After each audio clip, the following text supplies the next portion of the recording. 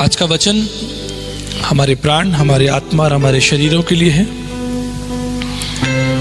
क्योंकि परमेश्वर हमसे प्रेम करता है और वो हमारे शरीर, प्राण और आत्मा की चिंता करने वाला परमेश्वर है।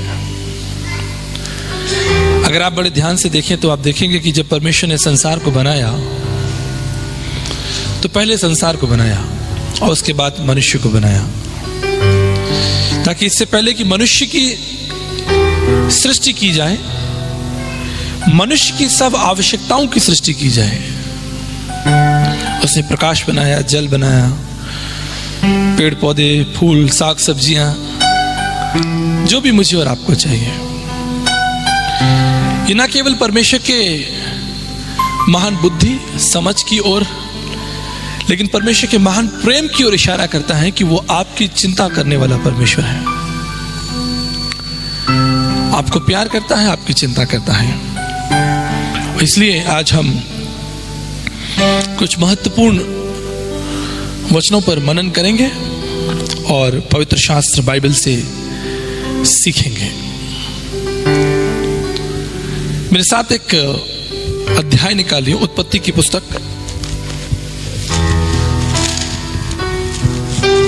और उसका पहला अध्याय और 26 पद। यह लिखा है कि परमेश्वर ने कहा कि हम मनुष्य को अपनी समानता में बनाएंगे। आप परमेश्वर की समानता में हैं, इस बात के लिए आपको गौरव होना चाहिए। इस संसार में कोई भी ऐसी चीज नहीं जो परमेश्वर की समानता में है सिवाय मनुष्य के। एक बार मैं अपने पत्नी के साथ मेरी बेटी के स्कूल के कार्यक्रम में गया और वहां पर मंच पर मेरी जो बच्ची है हार्निका, बड़ी बेटी है, अभी वो 13 साल की है। उस समय वो 7 साल की थी और एक मंच पर उसका एक कार्यक्रम था, उसका एक प्रतियोगिता थी, डांस प्रोग्राम था। तो जैसे आप सब पीछे बैठे हैं, इतनी दूर में पीछे बैठा था और स्टेज के ऊपर 5-6 बच्चे एक साथ नृत्य कर रहे थे, डांस कर रहे थे और उतनी दूरी से पहचानना मुश्किल हो रहा था कि इसमें आर्निका कौन सी, क्योंकि सबने एक जैसे कपड़े पहने हुए थे। और फिर मैंने फोटोग्राफ खींचा और उसमें मैंने देखा जूम करके, अच्छा ये आर्निका है, ये मेरी बेटी है। वहां और भी बच्चे थे, मैं उन्हें भी देखकर खुश हो सकता था, उनकी भी फोटो निकाल सकता था, उसमें कोई बुराई नहीं है। लेकिन मैं किसकी फोटो खींचना चाहता हूं? जो मेरी समानता में है। इसे कई बार हम ये भूल जाते हैं कि हम परमेश्वर की समानता में, हम उसके लिए कितने प्रिय हैं, कितने प्रिय हैं हम उसके लिए। और वो परमेश्वर निरंतर आपका मार्गदर्शन करना चाहता है। सब कुछ ठीक था। बाइबल कहती है कि परमेश्वर आदम और हव्वा से मिलने के लिए अदन की वाटिका में आते थे। अगर आप उत्पत्ति की पुस्तक उसका 3 अध्याय और 10 पद पढ़ेंगे, वहां लिखा है, उसने कहा कि मैं तेरा शब्द बारी में सुनकर डर गया, क्योंकि मैं नंगा हूं इसलिए मैं छिप गया हूं। एक दिन पहले तक सब कुछ ठीक था। परमेश्वर और मनुष्य की अद्भुत संगति होती थी, जैसे हम लोग संगति में बैठे हैं। लेकिन एक दिन जब परमेश्वर आदम और हव्वा से मिलने के लिए आया, लिखा है वो आदम परमेश्वर की उपस्थिति से छिप गया और डरने लगा। इसके पीछे कारण है, आदम और हव्वा ने पाप किया और वो परमेश्वर की उपस्थिति से छिपने लगे। न केवल इतना, लेकिन अगर आप 24 पद पढ़ेंगे तो वहां लिखा है, और इसलिए परमेश्वर ने आदम को निकाल दिया। जिस परमेश्वर ने प्रेम किया, चिंता की, जिसने मनुष्य को बनाने से पहले उसकी सारी आवश्यकताओं को बनाया, अपनी समानता उसे दी, उससे प्रेम किया। बाइबल कहती है कि एक दिन परमेश्वर ने उसको अदन की वाटिका से अर्थात अपनी उपस्थिति से निकाल दिया। ठीक इसी तरह एक दिन मेरी छोटी बेटी, जिसका नाम आरविका है,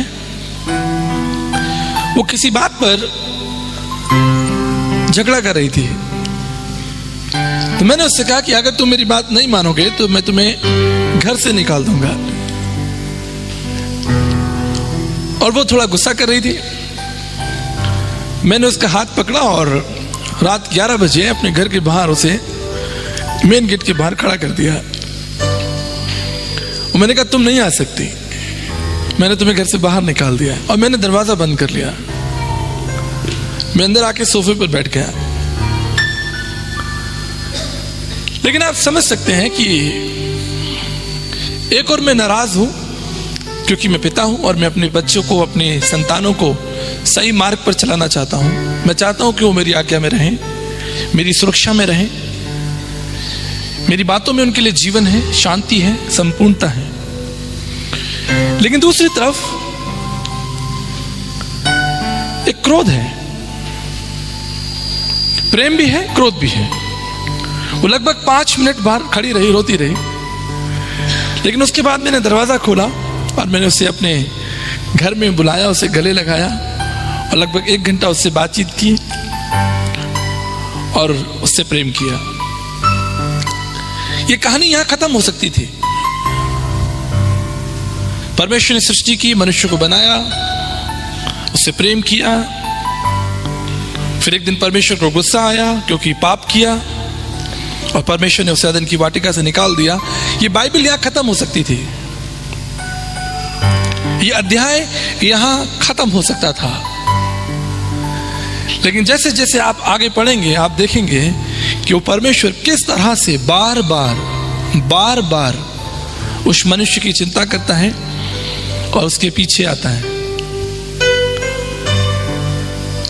ये परमेश्वर का स्वभाव है।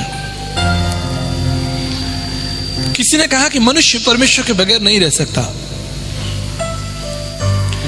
लेकिन आज की सुबह मैं आपको बताना चाहता हूं कि अगर मनुष्य परमेश्वर के बगैर नहीं रह सकता तो परमेश्वर भी मनुष्य के बगैर नहीं रह सकता। यह एक सच्चाई है। और इसलिए जब आप बाइबल के अध्यायों को आगे पढ़ते रहते हैं आप देखते हैं कि वो परमेश्वर, जब हमने बार बार पाप किया, बार बार परमेश्वर को धोखा दिया, बार बार वो परमेश्वर हमारे पीछे आया, बार बार उसने हमारे साथ संगति की। हम यूहन्ना उसका 15 अध्याय देखेंगे, लूका उसका 15 अध्याय और उसके 13 पद में लिखा है कि बहुत दिन ना बीते थे कि छोटा पुत्र सब कुछ इकट्ठा करके दूर देश चला गया और वहां कुकर में अपनी संपत्ति को उड़ा दिया। आज भी प्रत्येक दिन मैं और आप बहुत सी बुराइयों को, पापों को करके परमेश्वर के साथ उस रिश्ते में बाधा डालते हैं। लेकिन क्या वो परमेश्वर हमें छोड़ देता है? क्या वो परमेश्वर हमें भूल जाता है?